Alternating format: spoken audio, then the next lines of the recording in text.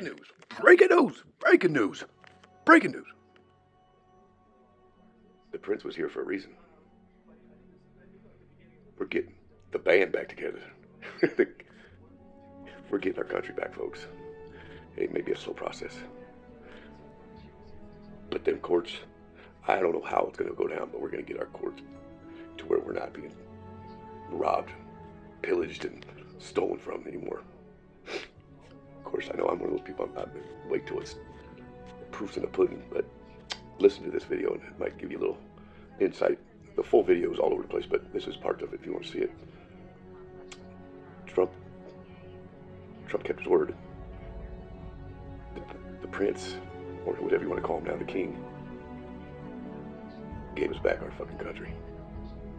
Check it out. An entirely new look in terms of banking and in terms of the district court system, which was misapplied to average Americans, and also to the state-of-state franchise courts, which, although they appeared to be American, were not. This entire structure... You all should go bury your heads in the sand, every single one of you judges. The Civil War was foreign. The state-of-state organizations were foreign. The state-of-state courts were operating under foreign law. And the state courts, which were actually state trust courts, were also operating under foreign international law. And the district courts, of course, as the name suggests, district as in District of Columbia, right, have been operating outside their granted authority and range for many years now. So this is a total shakedown, shake-up. That means my case is voided. Process that you're witnessing. They have to return to the land jurisdiction, which means they have to leave the existing parliament and will have to form a different body, which I assume will be announced in the next week or two, in order to bring back the land jurisdiction government of the British Isles. The immediate effects are rather difficult to imagine. It's giving Keir Starmer powers to appoint more people in the parliament from the progressive end of things, because it's a different kind of parliament. It's in a different jurisdiction, you see. And now they will no doubt do more damage to the British nation. And, it will be a mess here for a while until the people wake up and decide that they're not putting up with it anymore. Now, the military does not side with any of this. The military is sort of caught in the middle worldwide, and there is a worldwide military authority. Absolutely right, I told you. Their role is to make sure that justice is done and that each nation receives back what that nation is actually owed. They're sort of the enforcement, for the lack of a better word, probate courts. Okay, when you have probate of an estate, what happens? Well, then everybody stands up and waves their hand and says, okay, I'm Joe Schmo, son of Joe Schmo Sr., and I'm the rightful lawful inheritor of his estate, right? And so this is the same sort of process.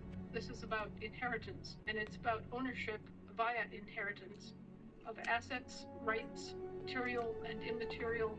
When I say immaterial, I mean physical, but air jurisdiction assets, ideas, performances, copyrights, trademarks, all those things that are attached to your name, okay? So the cat is out of the bag. The militaries are beginning to fully understand the importance of the land jurisdiction and the inheritance that goes with it.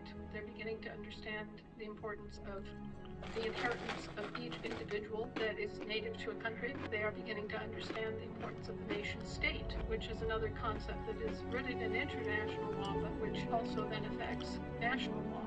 And there's all of this confusion going on at the same time in multiple countries, and it's being brought about by various court decisions, both the universal courts of military justice and the commercial courts, which bridge between unincorporated and incorporated entities, and the international law courts like the International Court of Justice. So hang on to your hats, folks. There's a lot of confusion. There's a lot of policies of these corporations undertook, which was incredibly wrong-headed and incredibly coercive and lawless, and all of that has to get settled at the same time. So for us, the big news is that British Admiralty and British maritime law and their style of courts, their equity courts, are now closed. What we will be left with is American Admiralty and American maritime courts. And American Admiralty and American maritime courts recognize that in order for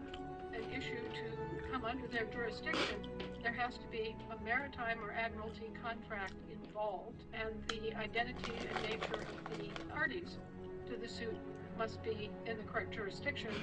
And that's going to radically change the way these courts operate, and it's going to radically... What about past fucking courts? I want my fucking house back in my fucking car. To address average Americans. That was always the...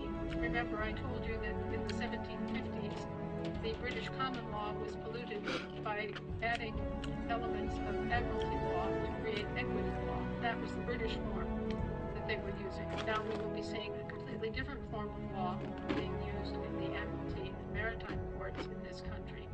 And it will be much more protective of the identity and the rights and the limitation of the court with respect to the living people of this country. Hell no. So, does that mean we're getting our shit back or what?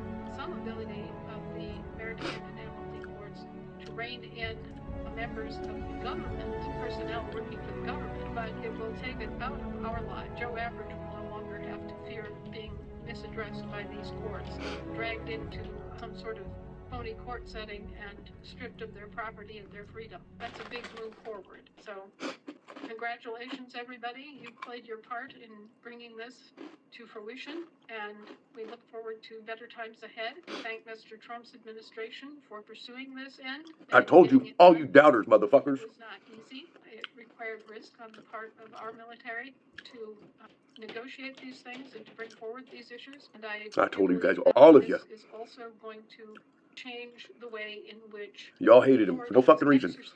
During the King's recent visit, you may have caught some of the speeches and remarks that were made, and one of them that was more offhand was that for the last, long period of time, the world has been led by British policy and American muscle, which is, I suppose, the King's way of admitting in public that the British snuck back in after the Civil War and have been commandeering and hijacking everything ever since, and using us as cheap mercenaries. However, it's all in the way you look at things and how you take it. Life is not something that is universally understood in the same way. He sees it in terms of British policies having led the world out of chaos and misery after the Second World War and having rebuilt the entire planet. We see it in terms of being scapegoats who we were scammed. We were used. Keep producing and keep putting money into that effort and sacrificing our manpower to, back up all these British policy decisions. See, British has been the fucking problem the whole time, fuckers. Hopefully, we will now see a winding down of the quote-unquote war in Iran. Not because I don't even think it's still going on. I think that was old. Trump now has the ability to say, well, under the hierarchy that we had to begin working with in the first place, I was required to take action.